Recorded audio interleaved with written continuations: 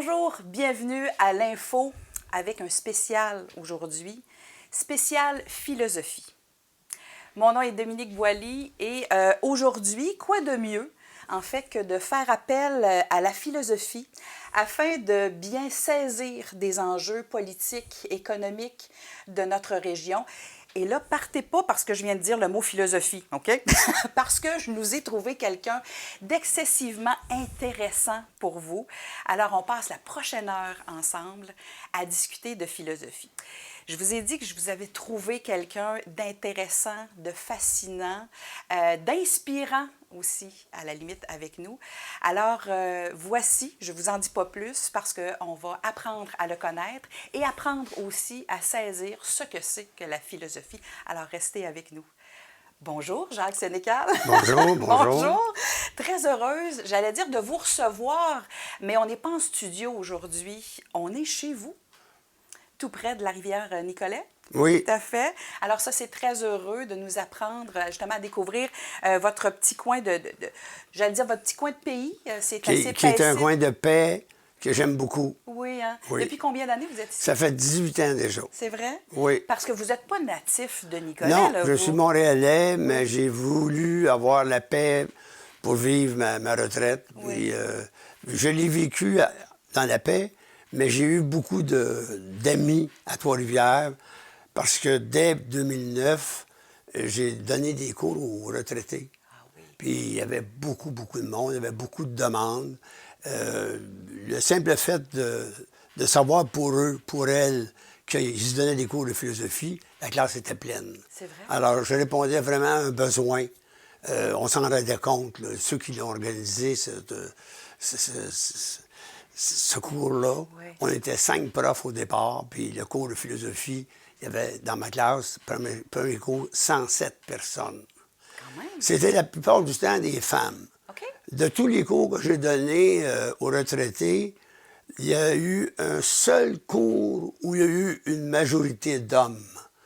Le cours s'intitulait « Les mécanismes du pouvoir chez Machiavel ». Là, je ris, mais j'aime pas ça tant que ça, entendre ça. Mais la plupart du temps, c'était 70 de mes classes, c'était des femmes qui m'ont posé beaucoup de questions et avec lesquelles j'échangeais avec plaisir sur les grands thèmes de la philosophie. Donc là, vous avez parlé de vous. J'aimerais quand même préciser, sans faire une biographie, vous êtes auteur, en fait, vous avez rédigé des livres, vous avez été enseignant là, ici à Nicolet, Oui. mais sinon, vous avez connu le début des cégeps. Oui, j'ai commencé en fait à donner des cours de philosophie au cégep, pas au cégep, au séminaire de Rimouski. Oui. Avant même qu'il existe des cégeps, avant même le rapport parent, en fait. C'était à l'époque où on enseignait des philosophes chrétiens, Saint-Augustin, Saint-Thomas d'Aquin. Puis, est arrivé 1967, c'était des cours plus laïques. Il fallait construire nos cours de philosophie. Dans les années précédentes, mes collègues, c'était des curés, des gentils curés avec la soutane. En 67, c'était des collègues féminins, collègues masculins. Tout était changé. Oui. Mes élèves avaient changé, mes collègues avaient changé, les administrateurs avaient changé. En fait, personne ne savait ce que c'était qu'un cégep. Il fallait l'expérimenter. Oui, tout à fait. Il fallait l'expérimenter, puis ça a été des moments de grands bouleversements, puis de révélations extraordinaires. De changements importants, encore une fois.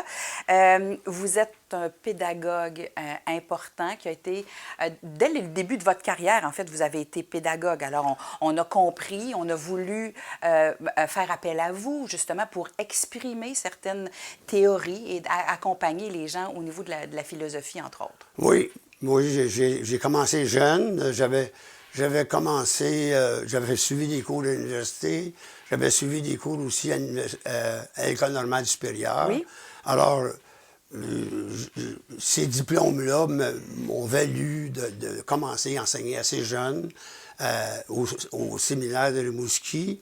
J'avais 24 ans, plus précisément. Mes élèves avaient 21, 22 ans. C'était devenu des amis. Oui. Et c'est là, justement, que j'ai appris à enseigner la philosophie, mais surtout à échanger sur la philosophie. Alors, mes élèves, c'est devenu des amis, puis c'est resté dans ma tête. J'avais 30 ans de plus qu'eux, j'avais toujours l'impression que mes élèves, c'était toujours mes amis. Ah oui. J'échangeais avec eux comme j'échangeais 20 ans ou 30 ans auparavant. Donc, vous y voyez pas nécessairement une hiérarchie en Non, disant, moi, non. j'ai le savoir Non. et vous êtes mes élèves. C'était pas du tout dans cette perspective-là. Non, c'était, je les écoutais beaucoup. Oui. Je leur posais beaucoup de questions. On se confrontait. Oui. Ils se confrontaient. On essayait de tirer des conclusions ensemble. Ça se faisait ensemble. J'étais avec mes 30 élèves en classe comme un seul homme, Oui. comme un corps qui cherche. Oui. Ça a été pour moi le grand plaisir de ma carrière, d'être avec mes élèves. OK. Puis vous avez aussi, j'allais dire, le souci de bien vulgariser certaines informations. Alors, ça fait votre... Oui. C'est un atout important. Oui, là. c'est un atout important parce que j'ai toujours voulu justement me distinguer d'un certain jargon universitaire. Là. Pour que mes élèves puissent me comprendre correctement, je parlais en fait leur langue, même que j'entrais dans leur pensée pour éviter précisément l'étrangeté du jargon universitaire, de la complexité des concepts universitaires. Je vous l'avais dit, hein, c'est un beau passionné, notre Jacques Sénécal. J'aimerais présenter, en fait, on vient de vous présenter, mais présenter un peu plus la philosophie, ce que c'est que la philosophie. Je fais une parenthèse avec ma vie personnelle parce que vous avez parlé des cégeps tout à l'heure, donc fin des années 60, début des années 70, cette belle bébite-là des cégeps qui arrive et on inscrit le cours de philosophie relativement rapidement là, dans cette façon de faire. C'est plus tout à fait de la même chose. Je pense que ça a bien évolué. Je suis allée au cégep, je ne vous dirai pas dans quelle décennie, mais les cours de philosophie, M. Sénécal, les gens nous disaient au secondaire, vous allez voir, à part, tu vas aimer ça, à part tes cours de philo. Ça, je trouvais ça un peu triste. J'ai compris un peu plus tard, peut-être, pourquoi, mais pouvez-vous me donner, puis là, je vous pose la question, c'est un peu embêtant, mais d'après vous, pourquoi le cours de philosophie pouvait faire peur aux étudiants? Il pouvait faire peur justement à cause d'un décalage possible. Beaucoup de professeurs, malheureusement, utilisaient un langage universitaire, utilisaient un langage trop théorique, trop conceptuel. Moi, je disais à mes élèves, la philosophie, c'est obligatoire, c'est inutile, puis c'est plate. Okay. C'est ce qu'on dit. OK. Je leur disais, c'est obligatoire, c'est une bonne chose que ce soit obligatoire. C'est l'État, en fait, qui nous oblige à faire de la philosophie, à réfléchir par soi-même. C'est une bonne chose que ce soit obligatoire. C'est inutile, c'est possible. C'est inutile, c'est possible quand on veut gagner beaucoup d'argent ou quand on veut vendre des balayeuses. C'est pas la philosophie qui va nous aider. Il y a des choses plus utiles dans la vie, comme quand on emménage dans un appartement, on s'achète des ustensiles, on s'achète du papier de toilette, on s'achète des choses pour manger. Oui. Mais quand on est un peu au-dessus de nos moyens, on s'achète de la musique, on s'achète de la peinture, des peintures. La philosophie, c'est un peu comme ça. La philosophie, c'est une décoration intérieure. C'est inutile, mais c'est utile d'avoir quelque chose d'inutile. C'est bon signe d'aimer les choses inutiles. Puis, je vous ai dit aussi que c'était plate. C'est pas vrai. C'est pas plate. Okay. La philosophie, c'est pas plate. Ouais. Parce que c'est là qu'on apprend à douter, à voir les deux côtés de la médaille, à être critique, à se poser des questions sur ce que les gens disent ou colportent d'une manière courante, au lieu de suivre comme les idées de tout le monde. On se pose des questions, on prend une certaine distance, puis on se pose des questions pour se dire, est-ce que c'est vrai? Est-ce que ça correspond à la réalité? Bref, la philosophie, c'est d'abord du doute, c'est de prendre une certaine distance, c'est d'essayer de penser par soi-même.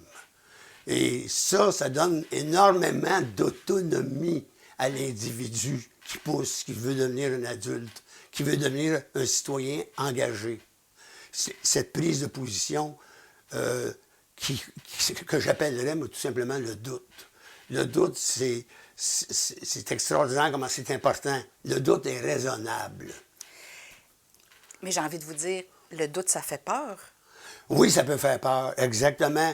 Quand on fait de la philosophie, on est toujours sur la marge. Oui. On est toujours dans un état d'anxiété, d'angoisse même. Parce qu'on est toujours en train de se poser des questions. Est-ce que ce que je fais, ce dans quoi je m'engage, est-ce que c'est une bonne chose? La vie, c'est une tragédie.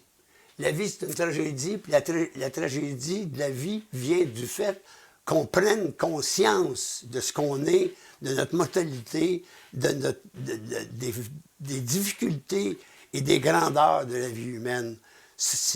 Être humain, c'est d'être tragique. Puis faire de la philosophie, c'est d'être capable d'affronter justement ce tragique-là. C'est d'être capable d'affronter l'angoisse humaine. Le philosophe, c'est un être angoissé qui sait qu'il est angoissé. Ah, c'est intéressant. Donc, il est conscient Il là, est de conscient ce de son angoisse. Oui. Alors, le fait d'être conscient de son angoisse, ça atténue cette angoisse-là. Ça atténue l'angoisse, mais ça reste toujours, pour lui, la vie reste toujours une interrogation, une difficulté. Il se pose toujours des questions, savoir où est-ce qu'on s'en va.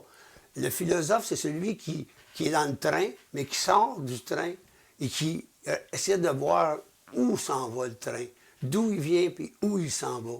C'est celui qui prend de la distance par rapport à ceux qui suivent. Alors la philosophie, c'est entendu que c'est extrêmement important pour un jeune qui veut devenir un citoyen engagé, un citoyen épanoui. Croyez-vous, encore une fois, qu'au cégep, aux alentours de 17 ans, tous les étudiants et étudiantes sont capables d'être matures, de réfléchir de cette façon-là? En tout cas, c'est une amorce, c'est sûr. Est-ce qu'on est capable de se rendre là? Est-ce que stratégiquement, c'est bien? Moi, je pense qu'ils sont capables, les jeunes filles comme les jeunes hommes de 17-18 ans, ils ont des préjugés, ça va de soi. Il s'agit justement de leur faire prendre conscience de ces préjugés-là. Par exemple, si je pose la question à un étudiant ou à une étudiante de définir ce que c'est que l'être humain, il va m'écrire en 2 mots c'est quoi l'être humain. Il peut ensuite confronter sa définition avec d'autres, 5 ou 6 d'autres personnes, puis essayer de chercher ensemble à 5 ou 6 quelle serait la meilleure définition de l'être humain. Puis ensuite, on met tout le monde ensemble, puis on se pose la question, qu'est-ce que c'est que la meilleure définition d'être humain? On se rend compte des préjugés de tout le monde en même temps. Puis il s'agit de conclure de quelle manière la classe, le groupe ici pourrait définir l'être humain. Mais c'est dans ces questions-là qu'on se rend compte comment les gens ont des préjugés et comment il faut arriver à les briser, ces préjugés-là, à les transformer, à les modeler un peu différemment? Exactement. OK. Puis quand on parle d'être humain, c'est des questions fondamentales, Oui. intéressantes, de base en tout cas. Puis on se fait pas toujours poser ces questions-là au primaire ou au secondaire. Non. Parce que dans les hautes études, habituellement, au cégep, on se dit qu'on est un peu rendu là à se questionner davantage sur ce qui se passe autour de nous, ce que nous sommes à travers une société, à travers une ville, un village. Parce que ma définition, si j'ai 17 ans, je suis au cégep à Trois-Rivières, je suis au cégep en ville ou ailleurs, où je viens de la Visitation, où je viens de Nicolette, où je viens du centre-ville de Montréal, probablement, en tout cas, je nuance mes propos, mais probablement que ce que c'est qu'un être humain, ça a aussi un impact, puis c'est différent, là. Bien, attendez un petit peu, justement. Oui. C'est que pendant 30 ans, malgré toutes les différences, on arrive toujours à peu près à la même chose. Qu'est-ce que c'est exactement? On arrive toujours à peu près à dire que l'être humain, c'est divisé en 2. Oui. Conscience, inconscience, raison, sensibilité, âme, corps. Oui. Bref, il y a toujours une dualité. Ah, OK. Dans l'ensemble, depuis 30 ans que je pose la question, on arrive presque toujours à quelque chose de double. Or, il y a des philosophes qui disent c'est pas ça. C'est pas comme ça qu'il faut voir les choses. Alors, c'est donc dire que déjà, le professeur de philo il prend une position délibérément contraire aux préjugés de tout le monde. Il y a des philosophes qui disent que l'homme est un tout, qu'il n'y a pas d'âme et de corps, que le corps est un esprit, que dans le corps, il y a un esprit. Bref, il y a plusieurs philosophes, qu'ils soient du monde oriental ou du monde occidental. Il y a des philosophes qui vont voir l'homme, l'être humain, d'une autre manière. Et c'est justement dans ces confrontations-là que l'étudiant va enfin, finalement, réfléchir. OK. Oui, on dit ça depuis 2500 ans. Oui. Comment se fait-il que moi, ici, à Nicolette, ou à Montréal, ou à Joliette, je pense comme tous ceux qui sont, dans le même coin de l'Occident. Oui. Comment c'est qu'on pense tous pareil, nous autres ici? Alors que dans le passé et ailleurs, on pensait autrement.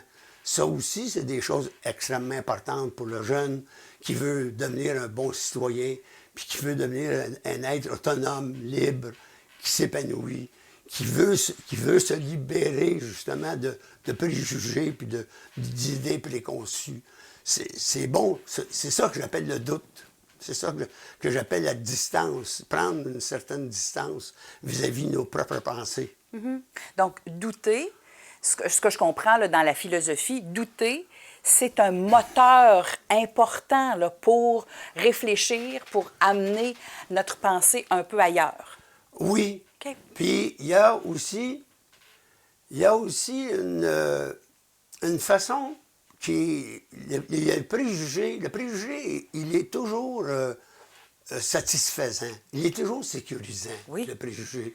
Parce que le préjugé se rapporte à des références qu'on considère sûres. Exact. Donc, on était, par exemple, élevés de telle façon. Exactement. Donc, nos parents nous ont dit que c'était comme ça que ça fonctionnait, peu importe. Ça. On se dit, bon, ça fait partie de nous. Mais on peut aussi avoir d'autres philosophies qui, au lieu de dire qu'il y a des références sûres, qu'il n'y en ait pas de références sûres, que tout change, que tout évolue, que tout est changement, que ce qui est stable, ça ne vaut pas. C'est occidental. Ça fait partie de nos préjugés. Oui. Ça nous réconforte. Ça nous console. Sauf que c'est une consolation qui n'est pas solide. Il y a des philosophes, justement, qui vont dire que tout devient, tout change, tout est impermanent, tout se transforme, tout évolue. Et toi-même, toi le jeune, moi, nous, ensemble, on évolue, on change, on se transforme, tout est devenir.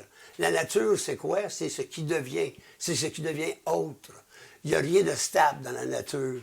Alors, les étudiants se posent des questions. C'est là que le doute vient inquiéter. Il est inquiétant. Ouais. C'est pour ça, tantôt, que je parlais de vision tragique. Ça peut devenir tragique. Ça peut devenir angoissant. Mais cette angoisse-là nous fait pas peur, ne nous fait plus peur. Ne devrait plus nous faire peur. Parce que c'est normal d'être angoissé. C'est normal d'être angoissé pour un être humain qui sait qu'il va mourir, que sa vie est terminée. C'est une étoile filante, dans le fond, entre deux néants. Tu viens d'où? Tu viens de rien. Tu t'en vas où? Tu t'en vas, on ne sait pas. Alors, c'est deux néants, c'est un deux vides, puis entre les deux, tu files. Ouais. C'est comme une éclair. C'est d'ailleurs ce que disait Montaigne, la vie, c'est une éclair dans le cours infini d'une nuit éternelle. Mm-hmm. Alors, il y a les vieux comme ça, les vieux sages, c'en est un, Montaigne, qui par des paroles, des propos simples comme ceux-là, nous font, ces gens-là nous font réfléchir, puis nous permettent, dans le fond, de vivre mieux, de vivre avec plus de sérénité. Je je trouve que c'est un beau mot, puis c'est un mot empreint de sens plus on vieillit, la sérénité, la sagesse. Je trouve ça, c'est une belle émotion, je trouve, la sérénité. Et vous nous avez parlé de doute, de savoir, puis de la vieillesse, le fait de s'en aller parfois vers autre chose qui est la mort, dont on ne connaît pas nécessairement toujours les issues. Lorsqu'on parle avec vous, on dirait qu'on est rassuré de savoir qu'on doit vivre dans le doute et que c'est normal et ça ne devrait pas être insécurisant. Non. Donc, je ne vous dis pas que les anxieux, anxieuses ne devraient plus utiliser leur médication là, ici, mais juste d'avoir une perception un peu différente de ce qui se passe autour de nous et ce qui se passe autour de nous à travers des philosophes, donc des gens qui, même avant Jésus-Christ, là, ont réfléchi. Oui. Alors, est-ce qu'il y en a des philosophes, justement, que vous pourriez peut-être nous parler brièvement, qui ont été importants, en tout cas, pour vous? Peut-être pas des philosophes qui ont toujours pensé comme vous, mais qui vous ont amené un peu plus loin dans votre réflexion. Oui, il y en a plusieurs. Il y en a plusieurs philosophes. Il y a autant de philosophes orientaux que de philosophes occidentaux qui m'ont fait réfléchir. Il y en a que j'aime plus que d'autres. Il y a des philosophes que je vais défendre plus que d'autres. Oui. Parce que leur vision du monde, leur vision de l'existence humaine est proche de la mienne. Pour eux, on fait partie d'un ensemble, d'un immense ensemble, qui est la nature. Qu'est-ce que c'est que la nature? La nature, c'est tout. C'est tout ce qui est infini, c'est tout ce qui est indéfini. C'est infini et indéfini. On ne sait pas trop. Les hommes de science ne savent pas ce qu'ils peuvent savoir sur la nature. Certains grands scientifiques disent on sait à peu près 5 de ce que c'est que l'univers. Donc, il y a encore beaucoup de découvertes à faire. Il y a encore beaucoup de découvertes à faire. À chaque jour, il y a des problèmes, il y a des mystères qui surgissent. Mais c'est toujours des mystères de la nature. C'est toujours des mystères de ce qui est, de ce qu'on appelle la réalité. Alors, il y a des philosophes qui m'ont fait comprendre ça. Que la nature, dans le fond, c'est un point de référence. Mais c'est un point de référence qui est inquiétant parce que ça évolue, ça change. Je pense à Épicure, par exemple. Oui. Épicure, c'était un philosophe que j'ai beaucoup, beaucoup aimé. D'abord parce que lire Épicure, c'est juste une centaine de pages. Okay. C'est pas long. C'est relativement accessible. C'est pas long, c'est pas 1000 pages, c'est là, je fais une petite parenthèse, je vous arrête. Épicure, là, ça vient-tu d'épicurien? Oui, c'est ça. Hein? Sauf qu'Épicure, de temps en temps, avec ses amis, il faisait des grosses fêtes. Ben oui, il aimait ça, le plaisir. Il aimait ça, le plaisir. Je ne l'ai pas connu, mais je suis sûre que j'aurais eu du fun avec lui. Son but dans la vie, c'est le plaisir. Ben oui. C'est le plaisir. Sauf que pour lui, le plaisir ou le bonheur, c'est des choses simples. C'est des choses... Il ne faut pas souffrir, dans le fond. C'est une absence de douleur. Quand on est dans une situation d'absence de douleur, ben on est bien. Oui. C'est ça le vrai plaisir. Donc, ça pourrait être, par exemple, j'ai le goût de manger, je me sens triste, mettons. Oui. Puis j'ai le goût de manger de la crème glacée. J'ai le goût de manger... Ça peut être ça. J'ai le goût de manger de la crème glacée. Ça peut être simplement encore plus simple que ça. Oui. Parce qu'Épicure, c'est un simplicitaire, dans le fond. Il pratiquait la simplicité volontaire, lui, pour vrai. D'abord, il nous disait, il ne faut pas craindre les dieux. Ah. Il ne faut pas craindre les dieux. Puis moi, dans ma tête, à moi, quand il dit « il ne faut pas craindre les dieux », ça veut dire que peu importe qui sont ces dieux-là, ils peuvent venir d'Hollywood, ils peuvent venir de Wall Street, ils peuvent venir du ciel. Peu importe lesquels. Mais je n'ai pas à les craindre. Oui, OK. Première chose. Ensuite, deuxièmement, il faut pas craindre la mort non plus, puisque la mort, on ne la connaîtra jamais. Puisque quand on est mort, on n'est pas là. Oui. Puis quand on est là, on n'est pas mort. Fait que finalement, il ne faut pas craindre la mort. Okay. Puis, autre chose aussi qu'il nous dit, c'est que toute souffrance est évitable. Quand on a des douleurs, on est capable de faire en sorte qu'il y ait absence de douleur, d'où le plaisir. Et le plaisir, pour lui, doit être vu comme quelque chose d'accessible, de constamment accessible, mais simplement. Par exemple, t'as faim, tu manges du pain. OK. T'as soif, tu bois de l'eau. À un moment donné, tu te sens satisfait. Tes besoins naturels et nécessaires sont satisfaits. Quand tes besoins naturels et nécessaires sont satisfaits, bien, tu as une absence de douleur, c'est le bonheur, c'est le plaisir. Autre chose aussi, les besoins naturels non nécessaires, comme par exemple la sexualité, Oui. tu peux toujours en faire usage. Oui. Ça peut être satisfaisant, mais il ne faut pas en abuser. OK. Par exemple, je ne sais pas moi, bien manger, fêter, ou avoir des plaisirs sexuels. Oui. C'est naturel, mais ce n'est pas nécessaire. OK.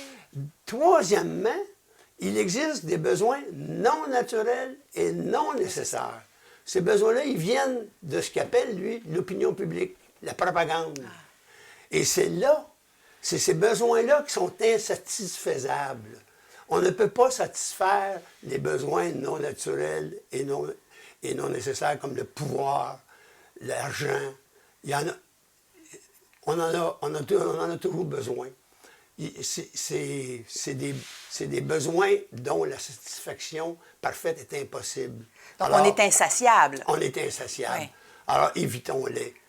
Ça, c'en est un philosophe qui m'a beaucoup touché. Autre philosophe aussi qui m'a beaucoup touché. Je vous arrête juste quelques Oui. instants, si vous pouvez prendre un petit peu d'eau si vous le voulez. Donc, Épicure, là, c'est pas un gars de Bécancour, là, puis lui, il est arrivé à quel moment, juste pour le situer là, dans notre histoire? Il a vécu à peu près 250, 275 ans avant Jésus-Christ. Oui. Mais il y a Lucrèce qui a vécu à peu près à l'époque de Jésus, qui est son disciple, qui était romain, qui était latin, alors qu'Épicure était grec, qui, lui, a, pour ainsi dire, développé la pensée d'Épicure. Parce qu'Épicure, comme tel, c'est plusieurs titres. Il a publié beaucoup de son vivant, mais on n'a gardé que 3 lettres seulement. OK. Mais on a parlé de lui. À travers les écrits. Puis on a connu Lucrèce. Alors, Lucrèce et les épicuriens, dans le fond, ce sont des gens qui aiment le plaisir, mais le plaisir à la condition qu'il soit accessible Et nécessaire. et nécessaire Idéalement, oui. et naturel. Oui. Alors, ça m'a touché, ça. Oui. Ça m'a touché dans ma vie. C'est Il y intéressant. a autre chose aussi. Oui, allez-y. Autre chose qui est très intéressant chez Épicure, c'est que chez Épicure et chez Lucrèce, c'est que la nature, je reviens toujours à la nature est faite d'atomes. Elle est faite de petits atomes. C'est une institution extraordinaire, puisque aujourd'hui, les hommes de science considèrent justement qu'il est possible que les corps naturels soient faits d'atomes, et ces atomes-là sont faits de quarks, puis sont encore plus compliqués que des simples atomes.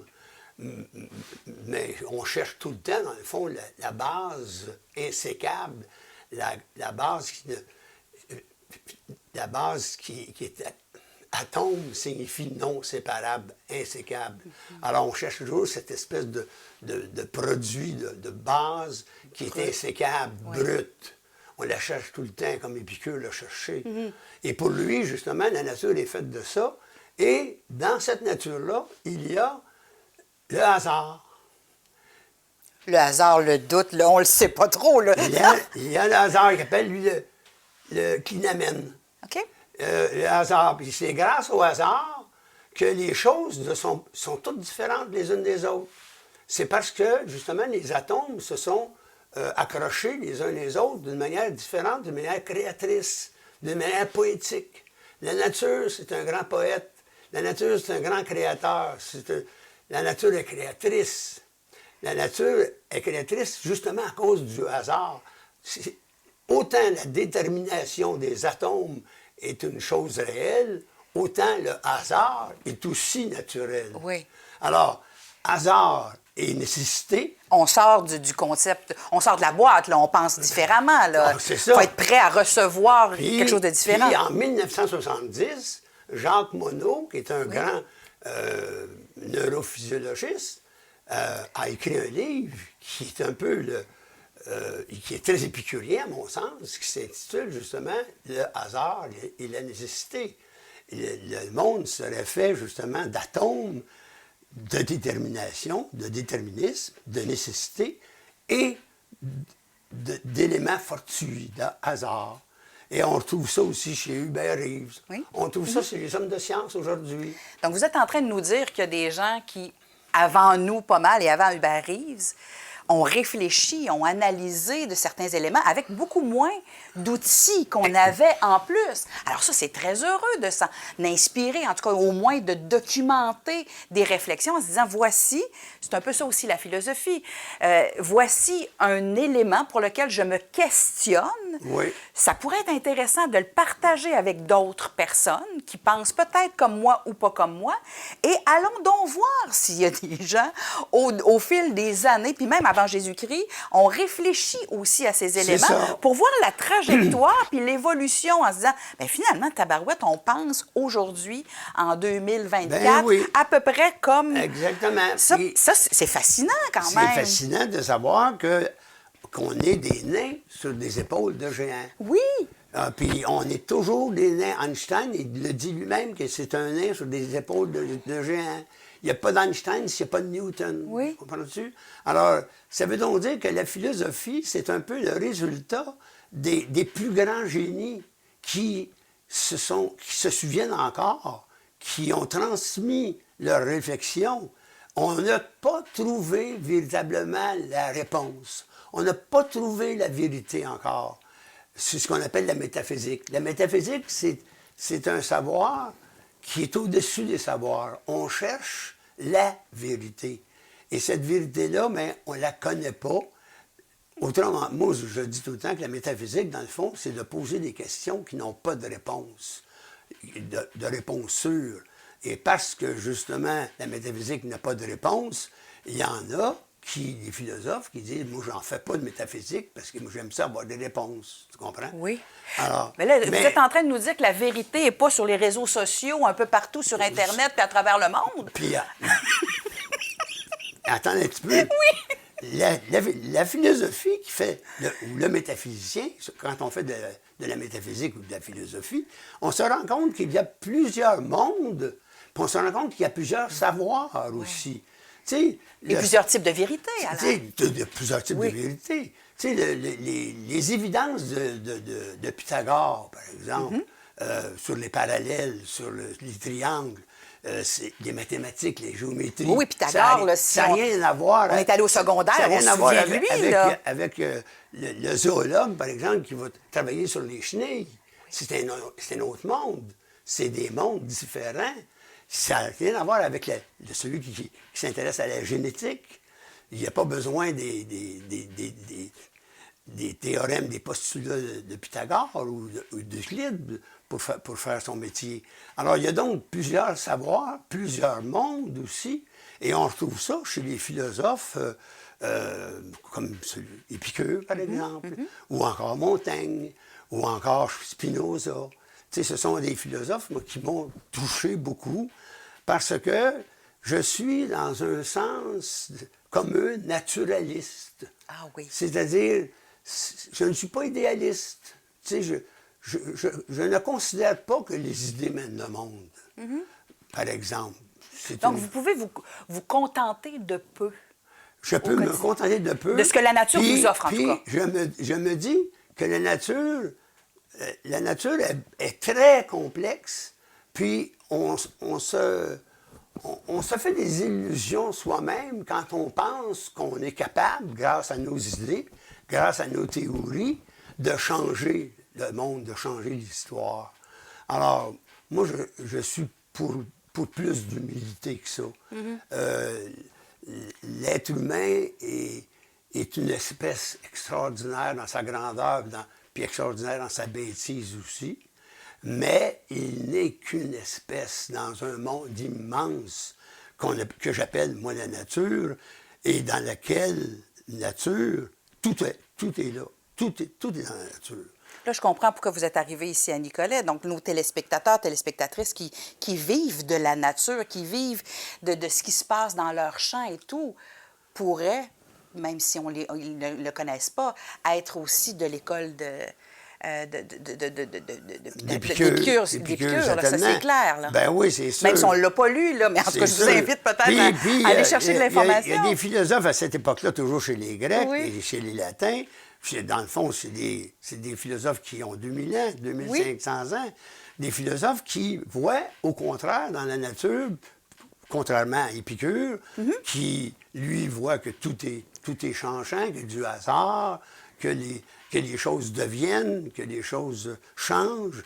Il y en a d'autres qui disent non, comme par exemple Aristote, qui a beaucoup influencé, soit dit en passant, Einstein, pour qui le monde est un cosmos, est un ordre qui s'explique rationnellement.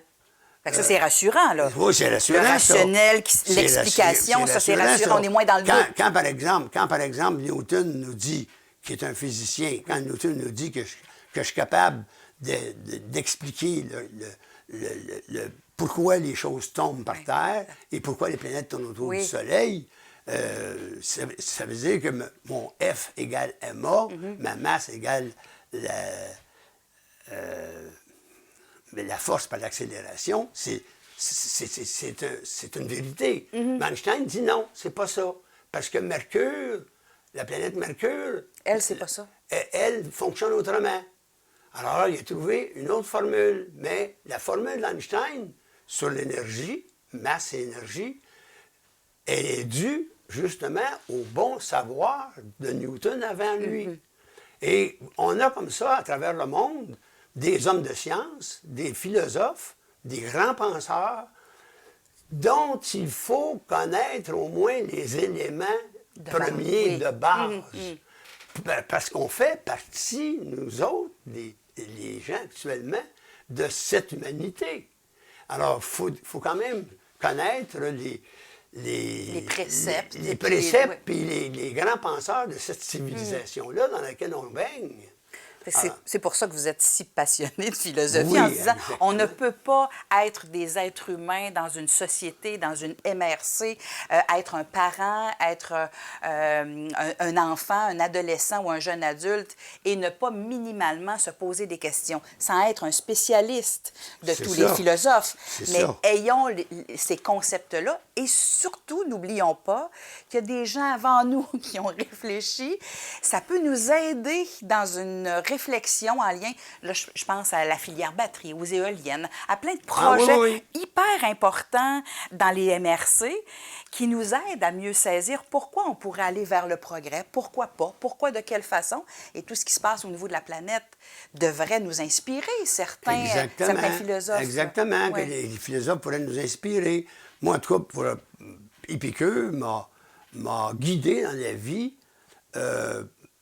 pendant longtemps, puis encore aujourd'hui, même si j'ai tout ce que je veux, même si je vis comme plusieurs, j'ai été longtemps guidé par sa simplicité volontaire. Tu sais. Être le simple le plus possible, puis d'être conscient de cette simplicité-là. Tu sais.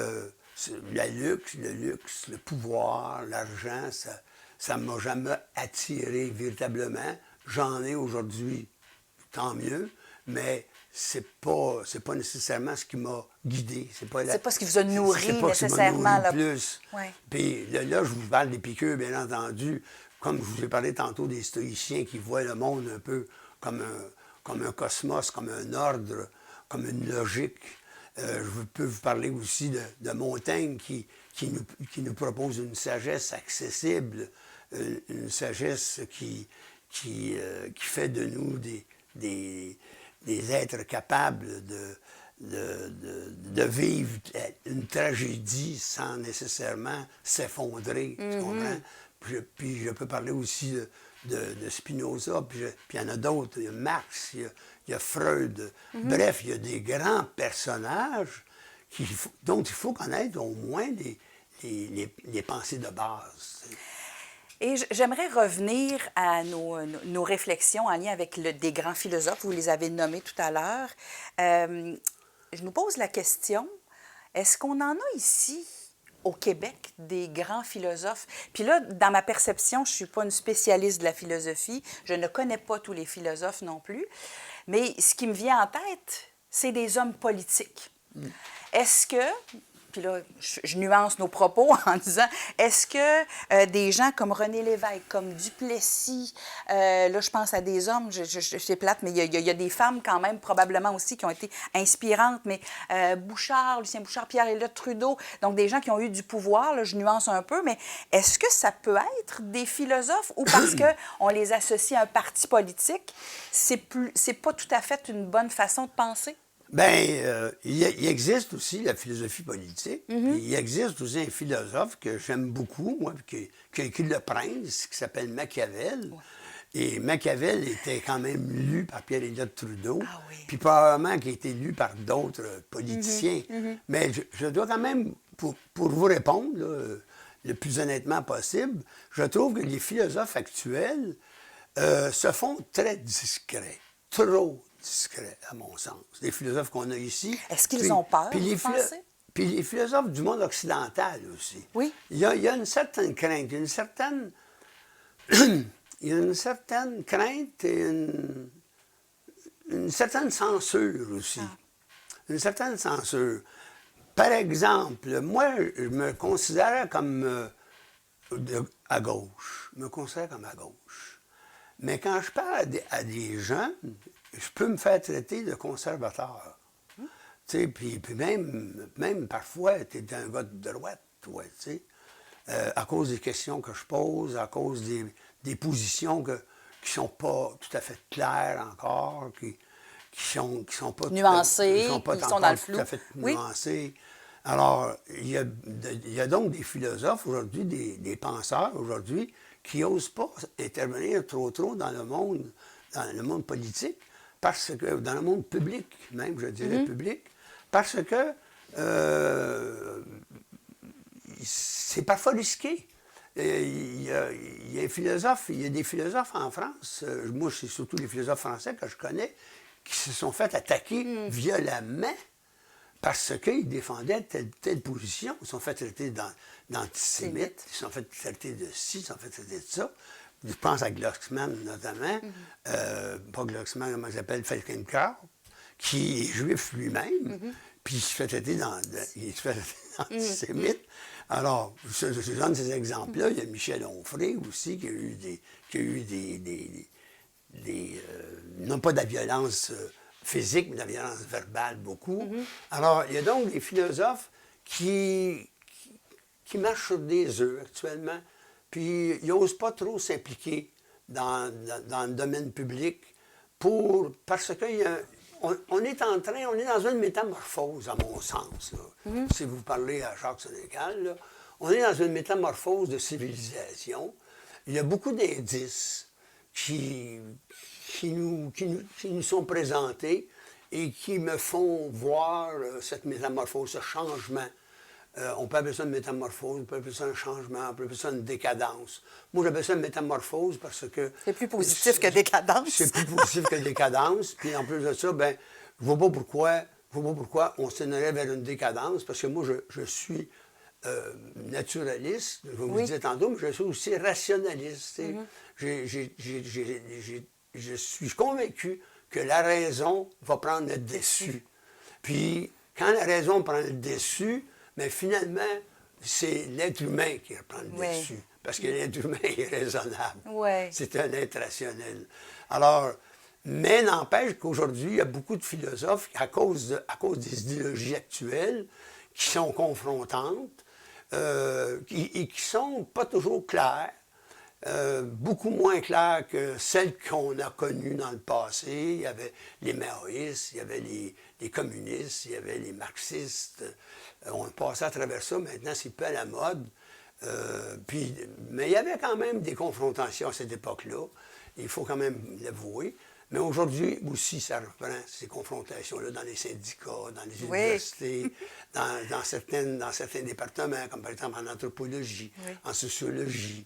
il y a beaucoup de personnes qui se disent à gauche, mais d'une gauche très différente de celle que j'ai connue, moi, personnellement, étant plus jeune. Là. On s'en va vers une conclusion, M. Sénécal, Oui. de notre première Oui. rencontre aujourd'hui.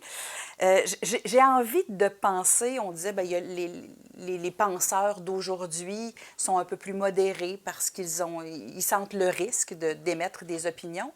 Moi, j'ai envie de penser qu'il y a des philosophes à Sainte-Cécile de l'Évrard, qu'il y a des philosophes à Saint-François-du-Lac, il y a des gens qui ont des idées, qui ont des concepts.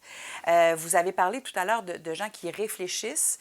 Je trouve un peu triste des fois de penser qu'on peut donner la parole à des gens qui sont allés à l'école longtemps. Moi, je pense qu'il y a des gens qui sont peut-être pas allés à l'école longtemps, mais qui ont des idéaux, qui ont des idées aussi, puis qui vivent dans le flou, puis qui confrontent un peu ces idées-là. Des gens, parfois, qu'on peut qualifier d'un peu rebelles. Est-ce qu'on peut, puis on va terminer avec ça, est-ce que vous croyez rapidement que ça pourrait être éventuellement une belle graine de philosophes, des gens qui ont des réflexions, justement? Oui, moi, je suis d'accord avec vous sur... Je pense que la population ou le peuple, appelez ça comme vous voulez, c'est difficile à définir un peuple, mais la population en général, les gens ordinaires, en fait, ont vécu, surtout ceux qui ont de l'expérience, ont vécu des moments, des hauts, des bas, de toutes sortes. Puis forcément, ils réfléchissent bien plus qu'on le pense. Puis pour eux autres, la philosophie, ça veut dire quelque chose. Oui. Et c'est peut-être une des raisons pour lesquelles il y a tant de retraités qui suivent les cours de philo. Parce qu'ils se rendent compte, dans le fond, que la philosophie, ça les a traversés toute leur vie. Sans le savoir, nécessairement, ou sans le nommer, exact. Sans le savoir, sans avoir suivi des cours de philosophie. Oui. La philosophie a traversé leur vie.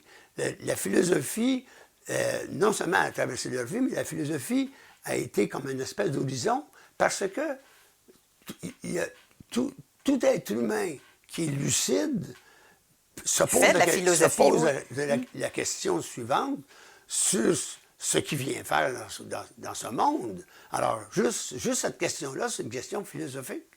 C'est une question qui n'a pas de réponse encore sur quel est le sens de ma vie. Il y en a qui le trouvent, il y en a qui ne le trouvent pas encore, peu importe. Mais c'est de la philosophie dans les deux cas. Tout à fait. Alors, on peut penser qu'on en a chez nous, on en a dans notre quotidien. Ben oui. Et on peut vraiment aussi penser qu'on fait de la philosophie dans notre quotidien sans toujours faire référence, parce qu'on ne les a pas toujours lus, aux philosophes et aux grandes pensées philosophiques. C'est ça, exactement. Dès qu'on pense au pourquoi ou au sens de la vie, où allons-nous, d'où venons-nous, que faisons-nous ici, c'est de la philosophie, on fait de la philosophie, puis les philosophes peuvent nous aider, peuvent nous guider, Puis c'est pourquoi l'enseignement de la philosophie est un enseignement, d'après moi, qui est pas inutile. Il est inutile peut-être pour celui qui veut faire de l'argent, ou celui qui veut peut-être, je ne sais pas moi, devenir banquier, mais de manière générale pour le peuple, pour la population en général, pour les gens d'ici, c'est pas inutile d'avoir sa philosophie, sa propre philosophie, dans le fond. Là, je suis en train de penser à vous remercier déjà, parce que quand on est avec un passionné, on en voudrait aussi encore plus. J'ai l'impression qu'on va se revoir sur d'autres thèmes, M. Sénécal. Et j'ai envie de vous dire merci pour ce que vous nous avez transmis comme information.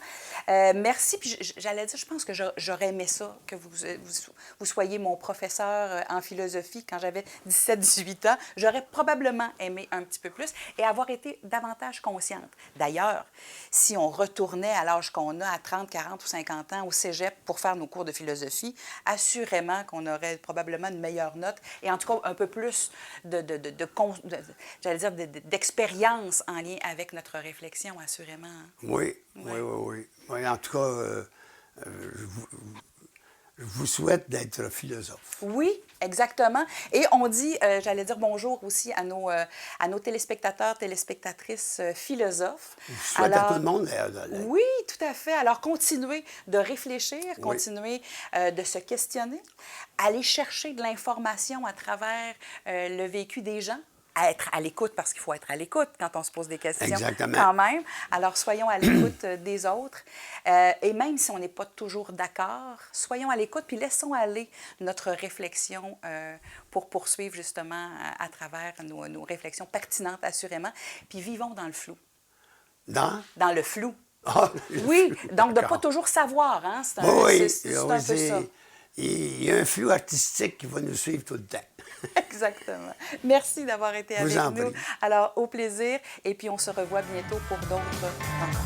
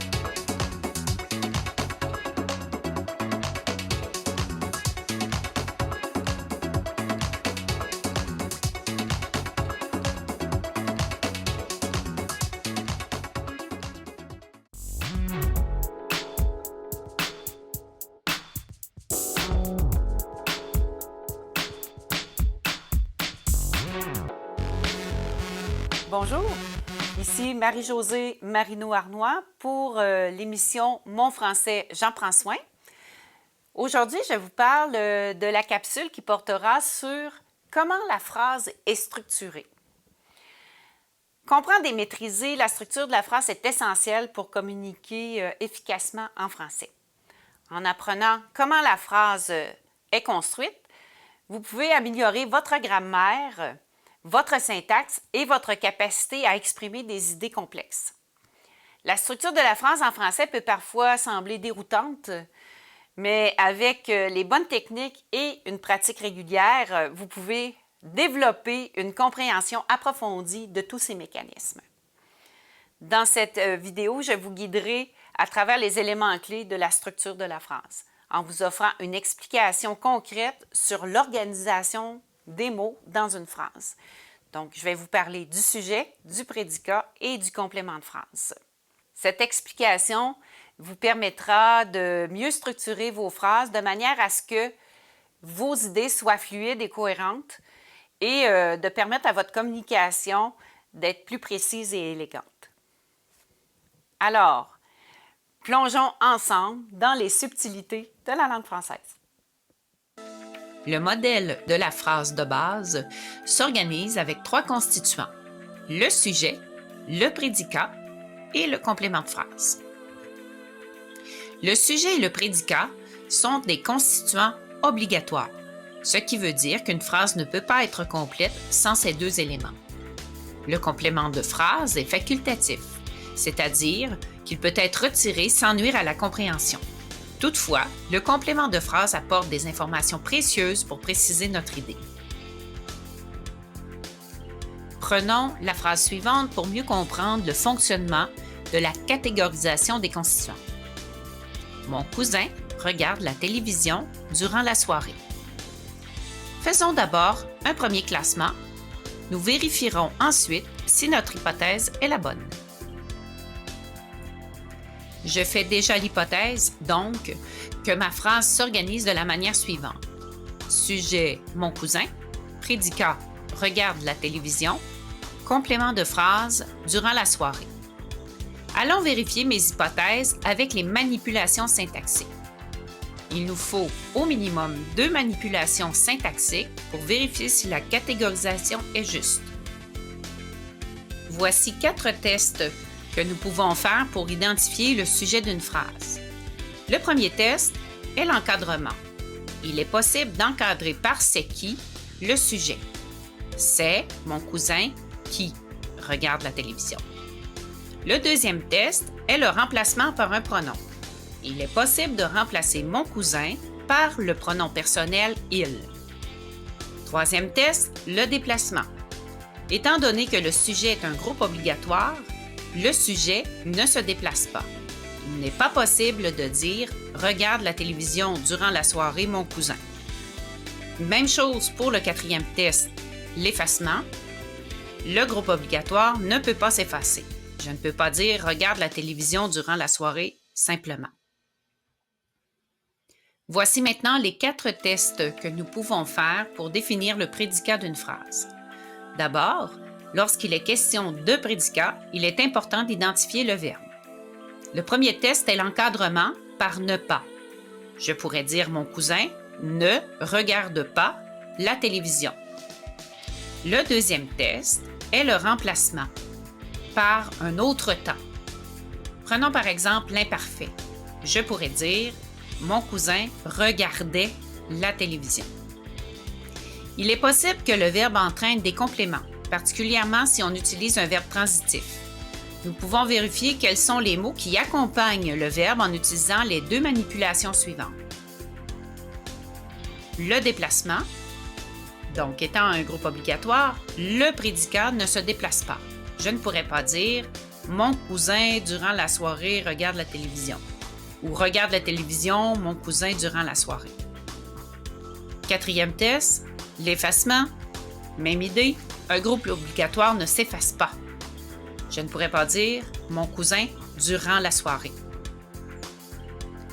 Voici finalement les 4 tests que nous pouvons faire pour préciser le complément de phrase. Le premier test est le dédoublement, en ajoutant « et cela se passe » devant le complément de phrase. Ceci donne « Mon cousin regarde la télévision et cela se passe durant la soirée ». Deuxième test, il est possible de remplacer le complément de phrase par un autre complément de phrase. Ici, nous avons un complément de phrase de temps. Nous pouvons le remplacer par un complément de phrase de lieu. Mon cousin regarde la télévision dans le salon. Troisième test, le déplacement. Comme le complément de phrase est un groupe facultatif, il est possible de le déplacer. Je pourrais dire durant la soirée, mon cousin regarde la télévision. Quatrième test, l'effacement. Même idée. Comme il s'agit d'un groupe facultatif, il peut s'effacer. Mon cousin regarde la télévision. J'ai donc confirmé mes hypothèses du début. Mon cousin se classe dans le panier du sujet. Regarde la télévision se range dans le panier du prédicat. Durant la soirée, se dépose dans le panier du complément de phrase. Vous remarquerez que les 2 paniers des groupes obligatoires sont attachés par un ruban. C'est parce que ces 2 groupes sont interdépendants. Il est bien connu que le verbe s'accorde avec le sujet. Aussi, je dois vous préciser que l'idée d'utiliser des paniers pour cette explication n'est pas anodine. Tous les mots qui entrent dans un même panier vont prendre les mêmes marques d'accord. Merci d'avoir écouté cette capsule jusqu'à la fin. C'est pas toujours évident de parler de grammaire. J'espère que vous avez acquis quand même des connaissances et des outils pour structurer vos phrases de manière fluide et cohérente. La maîtrise de la structure de la phrase est essentielle pour communiquer efficacement nos idées. Prenez conscience de la présence de ces éléments dans vos discussions ou lors de vos lectures et vous verrez vous-même des améliorations dans vos façons de vous exprimer. Vous pouvez aussi porter attention à comment les auteurs s'expriment et comment ils sont capables de communiquer des idées assez complexes. Je vous dis à bientôt et vous souhaite de belles explorations au niveau de la France.